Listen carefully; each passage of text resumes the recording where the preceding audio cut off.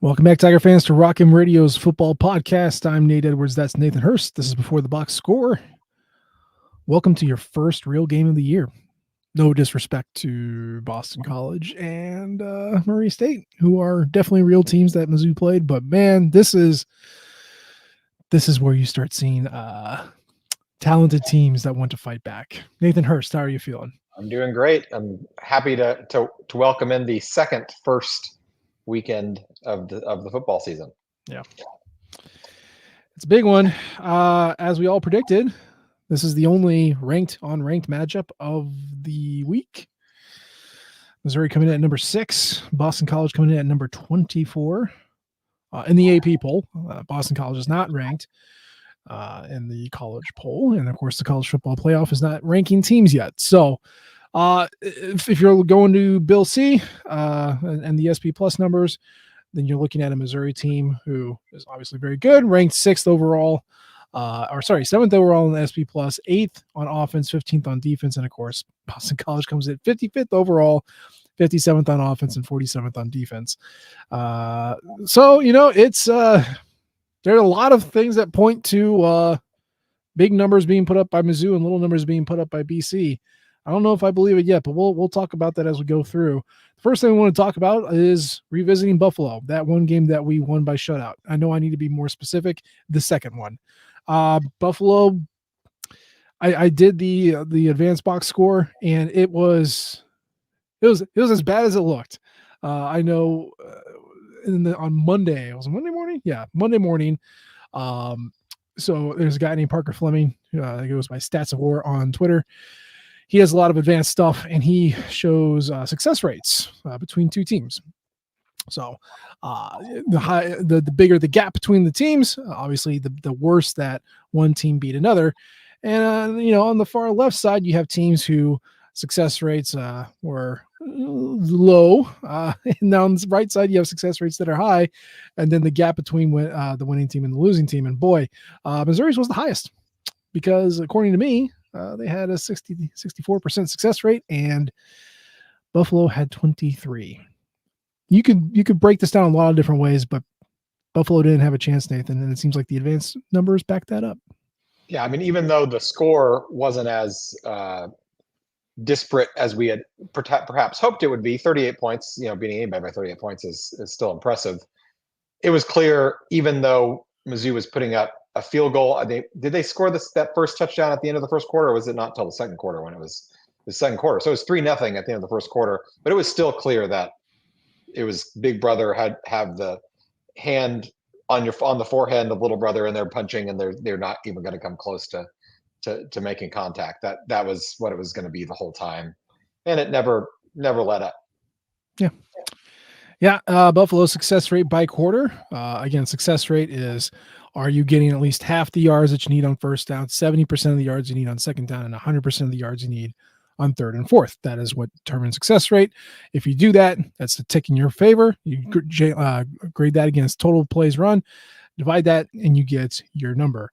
Buffalo's at 17% in quarter one, 25% in quarter two, 22% in quarter three, and cranked it up to 27% in quarter four to close out the game. Meanwhile, Missouri was humming along at 59% in the first quarter, 78% in quarter two, 52% in the third, and then 61% in the fourth quarter. I think the biggest thing that impressed me, Nathan, twofold. Number one, Missouri's rushing success rate was 77%, easily the best it's ever been under Eli Drinkwitz. And of course, the other thing is that Buffalo had a 13% success rate throwing the ball, 13%. Which is comparable to the previous week. I mean, it's even worse, I think, than the previous week. 17%. Murray State had 17% throwing the ball, and Buffalo did worse than that. Buffalo just had equal success, but threw it more. That's basically what it came down to. Yeah, it was bad. I mean, yeah. When you see it and then the advanced numbers back it up, you're like, oh yeah, that was butt kicking. And so, we got to enjoy a very boring game. And we talked about this on the post-game show. Boring is good. Elite teams are boring. They don't get tested. And so far, Missouri has not been tested, and it feels great. If you ask my previous co-host about BK, he would have told you this is a total waste of time and that every game should be exciting and you should be having heart palpitations as you watch your favorite football team grind out a white knuckler win every single week. And boy, he's wrong. I love boring wins. I love him. I'm here for the have a nice drink, turn on the game, and just let it ride. I don't need to be sitting up on chewing my fingernails the whole time. We'll get those games. Those will be in the pipe down the pipeline here in a little bit. We don't have to do that every week. Yeah. I think something was interesting. I know we talked about the penalties. We talked about the penalties Sunday night, and obviously it's been a topic of discourse throughout this week. I've not really seen it brought up all that much, and maybe it doesn't really matter. But have you noticed that the defense has not been called for a penalty all year? No roughing the passer, no pass interference, no encroachment, no disconcerting claps, just nothing. What are we supposed to make of that? I think it's just they hadn't really been pressed too much to the point where they needed to interfere with the receiver, or they felt like they had to gear up to get a sack and jump off sides. I mean, you're not going to have the kind of dominant success rates that they've had, and by committing penalties, you're not going to shut out anybody if you have a lot of penalties. So it kind of goes hand in hand with each other. I think it's just because they haven't been stressed, to be honest, and not that the offense has, and they have been called for more penalties, but I think it's a little different on the defense. When you start pressing a little bit, you might start getting a little grabby in the secondary. Yeah. You might be more likely to jump off sides if you're feeling like you got to get that extra step, and that just hasn't been the case so far. Yeah. I think another thing that that plays into it is they've been on the field for 101 plays over 2 games. And you flip that, and the offense has been on the field for 153, 77 against Murray, 82 against Buffalo. Yeah, 159. So literally almost double the plays. Now that's not right. Math is hard. At least 50 more plays. And obviously the penalties that come with that are not proportionate, but yeah, no pressure, no stress, fewer plays.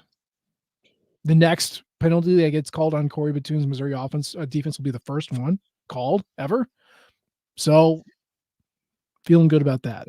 Pretty good. It seems like the coaches have got their eye on the ball. I mean, there's nothing to complain about the defense. They haven't had any stress to need to get to that point, but I mean, it's as good a start as you could have possibly asked for a new coordinator coming in. Seriously.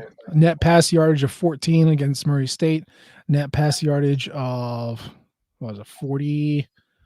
I should have had that up. Net pass yardage of 46. There we go, against Buffalo. So you've allowed 60 yards through the air over 2 games net. Your opponents, as far as third down conversions go, Buffalo was 1 for 12. That's excellent. That does not happen at the college level. And of course, Murray State went 4 for 15. So you got literally 5 for 27. That's pretty good. Pretty good overall. So yeah, it's just more of the same. You can look at these first 2 games, from a traditional standpoint, from a watching the game standpoint, or from an advanced analytics standpoint. Doesn't matter. Missouri has absolutely dominated its opponents, and I really don't think that's going to be the case this week. Looking at Boston College, Nathan Hurst, what factor scares you the most? I don't know if it's necessarily any one player that Boston College has. I think it is the style of play that they've shown that they can run on the road, and how that could potentially shorten a game and cause some problems. Will that happen? That's to be determined. But I'm not necessarily. You look at their talent. They've got some good players. They got some athletes on their roster, but there's no one guy that I'm like, oh my gosh, Jaden Daniels is going. He's going to run all over us. I'm not worried about that as much as just can the game script go the way that they want it to go, and if it goes the way that they need it to go, they could easily win this game. Now it's hard to get this game script to go that way, but there is a pathway for them to win, which has not been the case for either of the other teams.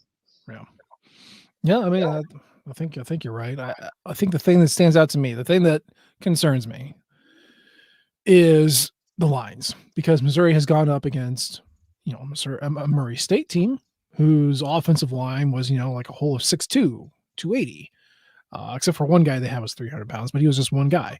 And then you go up against Buffalo, and the offensive line, he's like, you got a 6'1" guy, 6'3" guy here, and somewhere around 295, maybe 300. And then you get to Boston College. And then you remember what a Power 4 team looks like.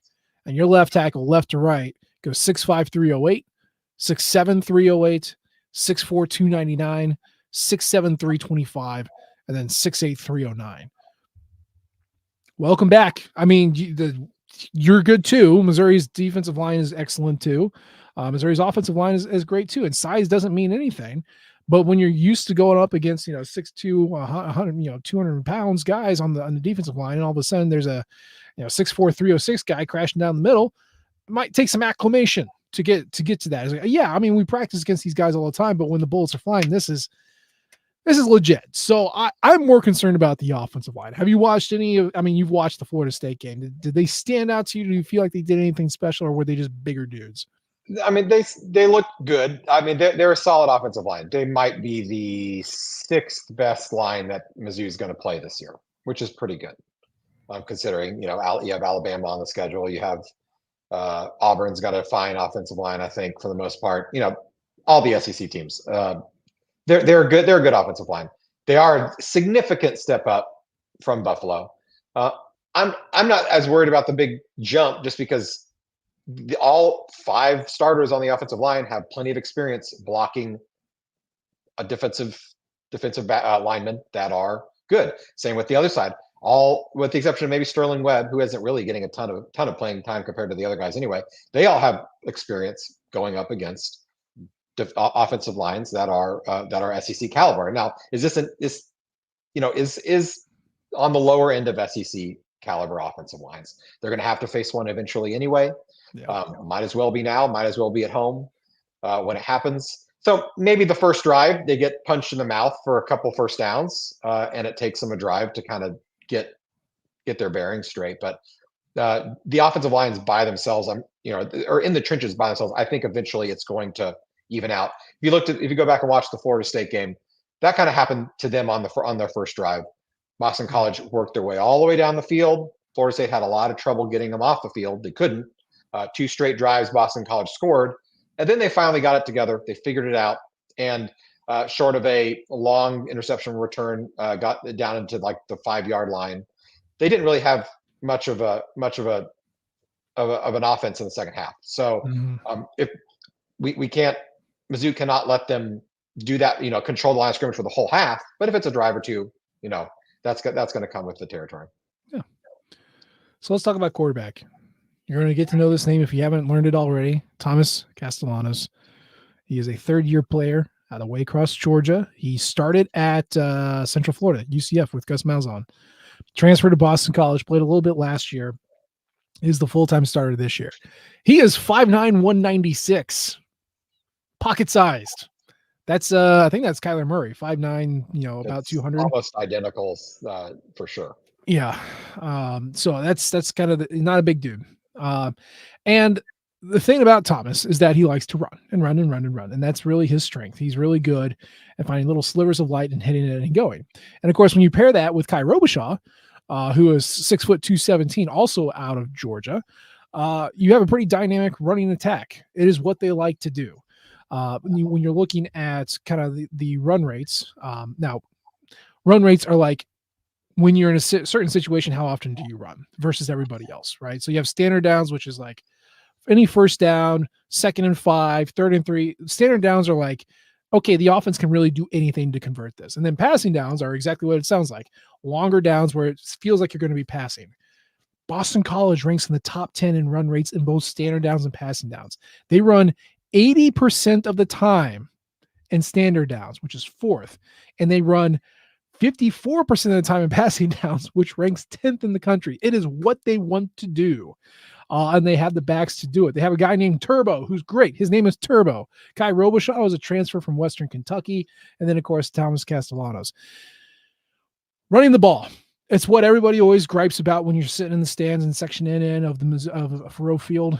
Run the dang ball, right? We've talked about it even when Chase Daniel was quarterback. It's a fundamental aspect of the game. It seems to be coming back more in vogue. Thank you, Jim Harbaugh and Stanford from many years ago. It's something that you have to do, and it's something that Boston College does do well, and it's something that Bill O'Brien and his NFL pilled brain really likes to do. Nathan Hurst, what do you do against a team that likes to run and can do it well? I mean, ideally, you stack the box and block up any lanes that they can run through. If you've got the coverage guys on the back end to stand up man to man, then you put as many guys in the box as you can. You spy their fast quarterback, and you say, try to run through us. And then you also have to deal with the fact that you have a quarterback in the run numbers there, who can surprise you and tuck it in and then try to get around. So it's they're going to have a handful. Here's the dirty little secret. Like, they do it a lot. They're okay. And I think a lot of what they have done so far has been propped up by the visual surprise of going up against Florida State and pushing them around. And then, of course, Duquesne, that game went into kind of garbage time that doesn't count fairly quickly. But if you look at what Boston College ranks as far as rushing the ball, it is what they like to do. It's what they do all the time. It's 79th in success rate. They average about 6.1 rushes, yards per rush when you strip out sacks, which is pretty good. It's okay. It's okay. But they do it all the time. And one of their big things that they do is that they can get big plays off of it. And that's mostly from Castellanos. Like, he keeps it and gets a big one. Gets like 10, 12 yards, something like that. So you got to watch out for that. It's an offensive line that makes a hole. And if he can hit the hole, he goes bye-bye. The other thing that they do, passing the ball. We talked about Wyoming. I think it was the last show, right? When Wyoming just ran, play action pass, and it goes for like 80 yards. That's exactly what Boston College does. I could not believe this. I had to double check. They have the 29th best passing game in the country. That's only 2 games, so keep that in mind. But their explosive plays, big plays, 5th in the country. 5th, 5. As in only 4 teams are better than them throwing the ball for big gains. I said that I was not scared of Thomas Castellanos throwing the ball. And all week I've heard, make BC throw the ball. I'm not sure I want them to throw the ball. That seems kind of scary. I think you want them to throw the ball when you're expecting them to throw the ball. That's Sure. when you want them to throw the ball. Yeah. If you're letting them run effectively enough that it gets to the point where it's 2nd and 2, it's 3rd and 3, that's when they can really hurt you with the play action, and all of a sudden your safeties have crept up, and then they're hitting you over the top.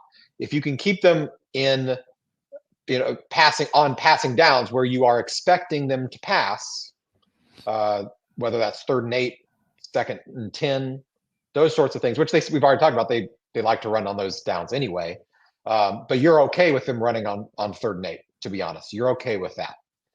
Even if they convert a couple of them because you're playing a little bit softer on those downs, you're okay with that, because that means if they run, they might get 9 yards and they're not going to get 80 yards on that play. So it really comes down to winning 1st down, winning 2nd down, so that it's 3rd and long, it's an obvious passing down, and that's when you can play back and not worry about getting beat over the top.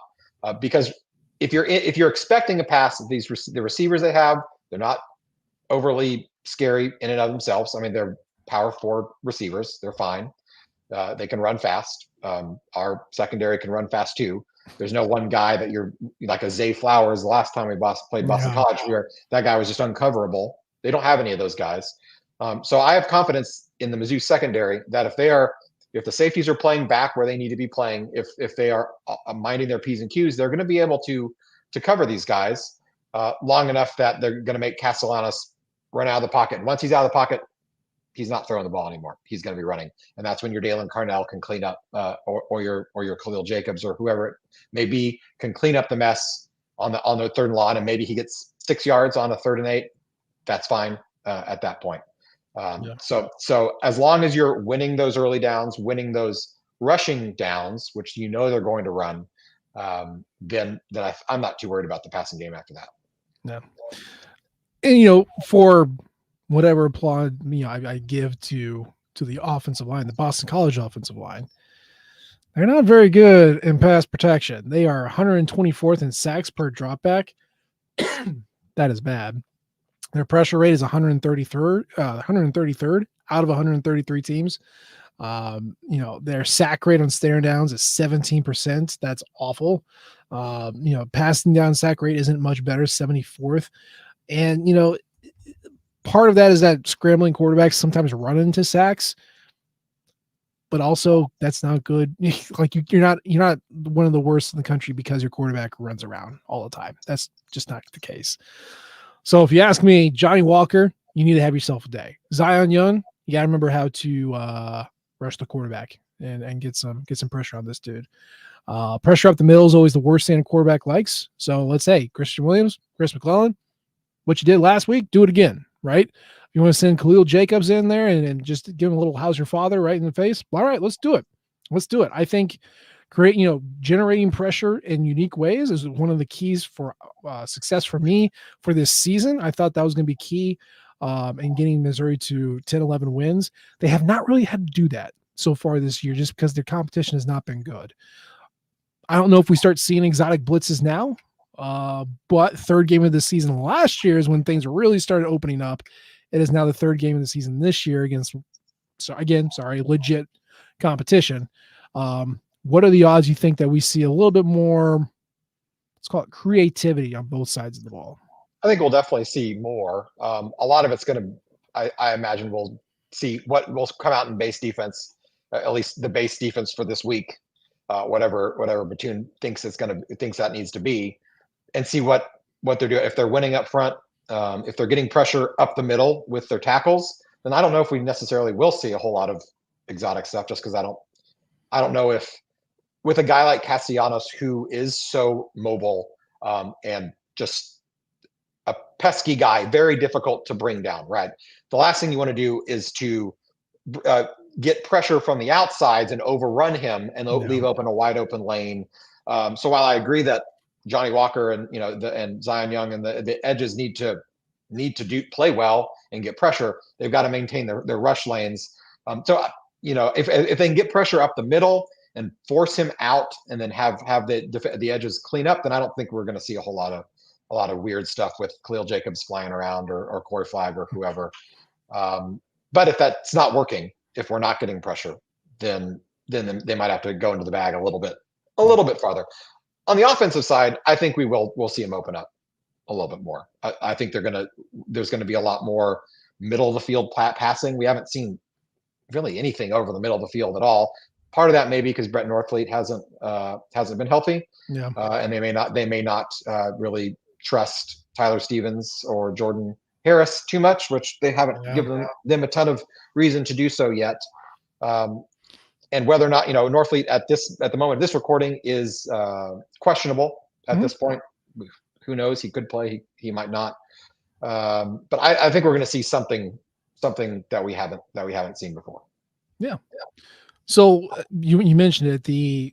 I don't think we've seen an actual injury list, but on his radio show on the 10th, Drinkwitz mentioned that he would most likely put Luther Burden and Theo Weiss as probable starters for Saturday. Remember, Luther Burden got sick, and Theo Weiss had his shoulder landed on a little funky. So he's got them both as probable. As questionable, the aforementioned Brett Northfleet and Cameron Johnson. And of course, during his show, Eli Drinkwitz also mentioned that Mitch Walters, who filled in at right guard, had been playing on an injured ankle, which if you watch Mitch Waters, you knew that from game one. He got rolled up on like the second play. He was out on the field and was limping for the entire Murray State game, and then came out and was limping again for basically the entire Buffalo game. So, credit to him for gutting through it. Between Northfleet and Johnson, I mean, you would like to think that we'd be okay. I'm assuming you're going to miss Northfleet the most. Is that correct? Say that again. You're going to miss Norfleet the most as far as injuries? Based on how Walters played last week, I think so. That said, the importance of a tight end versus the importance of a really good guard. I mean, overall I might take the guard if you have to pick. But Norfleet's gonna give you more options in the red zone for sure. I mean, Cameron Johnson isn't gonna go out for any passes or have. They don't really pull him a ton, and especially if he's not 100% healthy either. So I'll take both of them. They can both be healthy. There How you about go. we settle with that? Yeah.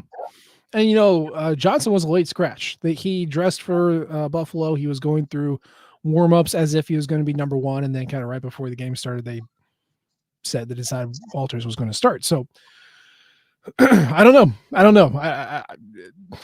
Obviously Walters is 6th year, I think, is what he is. So he should be very familiar with what he needs to do, and he performed admirably against Buffalo. But yeah, you like your full complement available to you if you could. I do feel bad for Brett Norfleet. When you have shoulder injuries like that, you just don't know what's going to happen. You don't know, because it's not the impact that shows you what's going to happen. It's the damage on the inside. And he took himself out of the game against Murray State, walked basically right into the off the field into the stadium. So I don't know what it's going to be. It could be anything. I'm going to read this as we're being cautious, and we're going to save him for when we really need him, because Brett Norfleet missing, substantial amount of time in this kind of season makes me very sad. Definitely. I would be fine if they chose to hold him out through the bye week in 2 weeks. So that would give him 3 more full weeks to get right, and try to get him as healthy as possible for Texas A&M. The Boston College and Vanderbilt are both much better than we expected them to be at this point in the season. But if Brett Norfleet in and of himself is going to be the difference between winning and losing those games, I don't think that's the case. And if that is the case, then this team's going to has bigger problems than just missing a tight end. Yeah. So going up against Boston College, who do you think is going to be the most important player here? I know obviously quarterback is very important. Defensive line, you can pick one of those. But for offense and defense, on the offensive side, which player needs to have a great game to get a victory for Boston College, against Boston College, I should say? And then on defense, which player needs to stand out to have a victory over the Eagles? I think, it's kind of a cop out to say Brady Cook, but he just needs to be. I think it's got to be Brady. He's got to stay efficient, stay efficient and stay patient. Keep the chains moving. No turnovers. The game script that sees Boston College threatening to win this game includes a couple turnovers in it, whether that's a fumble, an interception, a couple picks, whatever that may be. I don't see Boston College really threatening unless Mizzou gives them the ball a couple times on short fields. And so if Cook can manage the game, if he can stay clean, no turnovers, hit the open guys, if there's a deep shot there, take it. I think there will be a few more opportunities this week than there were last week, because it's going to be a point. I think Buffalo just really, really didn't want to get burned deep, even if we were going to beat them soundly. They knew they were going to lose. Let's not get embarrassed while we're doing it. Boston College, I think, is going to get to the point where they sit there and can't let Marcus Carroll and Nate Noel gain 6 yards of carry on them over and over and over again, because I really think the offensive line, Cameron Johnson or Mitchell Walters, whoever it is, they're going to get cooking at some point, and start running that outside zone, and they're going to have to do something to try and shore that up. So there's going to be some more opportunities there to go deep. So hit them where they're there. Don't turn it over. On the defensive side, it's going to be the linebackers. I'm not sure who that's going to be. They've been rotating them in and out so much, but some combination of Newsom, Flag, and Jacobs, because I really don't think this is Chuck Hicks's type of game with the speed that Castellanos has. So one or more of those guys really need to have a big game in terms of just keeping their eyes where they need to be. Boston College loves to do a lot of. It's not an option, and it's not option, but it's a lot of misdirection. They're going to fake a handoff here, going to pitch it to the other side. They're going to roll out, do a play action rollout, and Castellanos is just going to keep it. So it reminds me a little bit of Gus Malzahn Auburn offenses to a degree. So the linebackers have to know what their assignment is, keep their eye on that guy, and not lose track of them, because before you know it, they're going to be running in the wrong direction and it's going to be 40 yards the other way. So I definitely one, if not more, of those guys have to step up. I'm sure we'll see a Khalil Jacobs blitz at some point in time, or Tristan Newsom get home on those when the few times they do send them. Don't, because if you flush Castellanos out, he's fast enough, he's shifty enough. It's going to be difficult for a defensive end in the open field to chase that guy down and corral him. So he's going to get by that first level, and then you've got your safeties trying to bring him down 20 yards down the field. Yeah. You know, for offense, and Boston College's pass defense is very good, except it gives up big plays all the time. And, you know, their run defense is really good at stopping you in the backfield, but they tend to give up some big plays. So, you know, for me, I think it's Nate Noel, Marcus Carroll, one of those two. I need them to run and keep Mizzou out of obvious passing situations when Boston College really shines, especially on defense. So, you know, we want to add Brady Cook in there as far as a running threat goes. You know, just get it going, right? Like just get it cooking. I don't know if you all know this. Missouri's the second best rushing team in the country according to SP Plus. Like they're really freaking good at it. I know it's against Murray State and Buffalo, but it still counts, and that has been the strength, and efficiency is the key. So, Nate, Marcus, go do your thing. Brady, toss in a few here or there. Make the running game worth it and keeping yourself out of passing situations. I like on defense. I like your idea of the linebackers. I think that makes a big deal. I would just say it's a ground focused offense. The front seven are going to be tested a lot. I really need to make sure that Drayden Norwood and Toriana Pride are on it, because there cannot be any slip. There cannot be any instance in which you go, well, they're probably running again, and you just keep your eye on the backfield. And, you know, one of Jaden Skeet, who's their 4-star receiver, or, you know, Lewis Bond, who's their speedster in the slot. It takes 1 second. It takes 1 second for them to like, oh, here I go blocking again. And then they're just right behind you and going. So it's not the key, but I need them to be really good just to eliminate that possibility completely. Okay, let's talk score, because, you know, that's always fun to do. Nathan Hurst, you get zeros on the clock, assuming no overtime. What is the score, Missouri versus Boston College? I think all said and done, Mizzou's not. I don't think they're going to cover. It's a surprisingly big score, a big spread in my opinion. It was 16.5 the last time I looked. It might have even gone up to 17 by this point. Mm-hmm. I don't think Mizzou's going to win by that much. If they do, that's amazing. But it's still going to be a 2-score game. It'll be 31-17 ish is going to be my prediction. It'll be a travesty that they give up points, but, you know, eventually it's going to have to happen. They're not going to shut out everybody. Yeah. But I think they're going to get like a nice 10-point-ish lead, 10 points, 14-point leads by the end of the first half, and then just hold them at a distance. If Boston College will score, then, you know, Mizzou will come back and answer in kind. Keep them at a 2-score arm's length. Never really worry too much, but it's not going to be a blowout by any means. No, I don't think it will either. I think it's going to be uncomfortable. And uncomfortable being that you're not up by 20 at any point. I was going to say 31-17. I'm not going to fall into that trap and do the same thing again. So I'm going to say 34-17. Okay. So you have them covering then at this point. I guess I would, wouldn't I? Yeah. All right. Wow.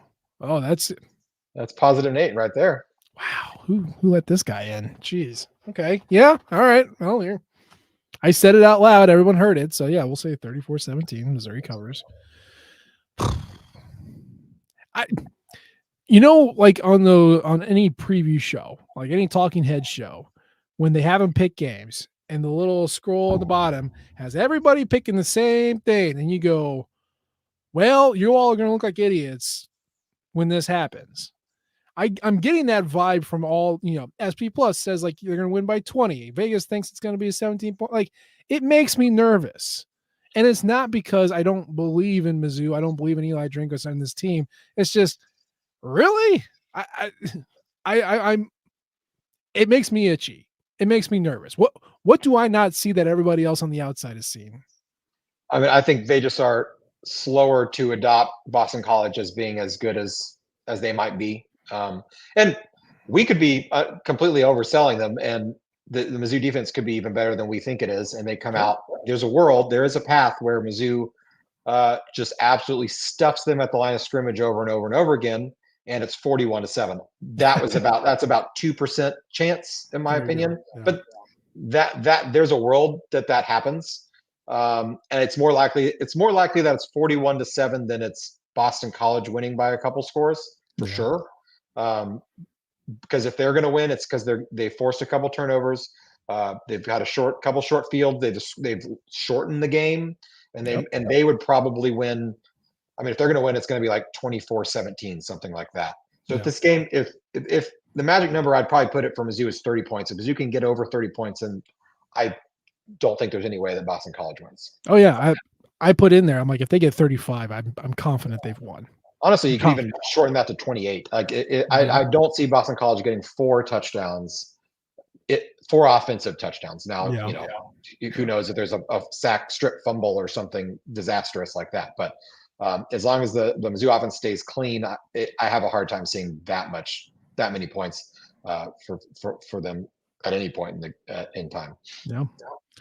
Well, we will find out on Saturday morning, 11:45 God's time. It's early. I think it's the earliest game that's going to be occurring all year. So get your tailgating breakfast all set up, ready to go, because this is probably going to be the only time you do it. Hurst, you're tailgating for this one. What's on the docket? Well, I'll be tailgate hopping for this one. We usually don't do our own tailgate for the morning games. This is a lot of work for a couple hours, but we definitely mimosas will be in order wherever we end up. Yes. And I kind of like the 11:45 as opposed to the 11. It's just that 45 extra minutes. Yeah. I like it. You can get there at the same time and just that's 2 more beers. So it's good. Yeah.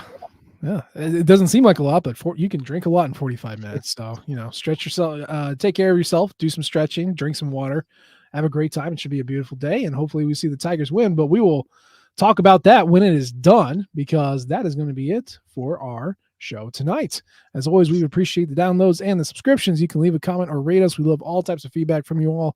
You can follow us on Twitter. I'm at Nate G. Edwards. He's at Burst to Hearst. And of course, you can follow the Rock M flagship at Rock M Nation and our podcasting outlet at Rock M Radio. We appreciate you turning in this time. We'll try to do better next time. And until then, MIZ. ZOU.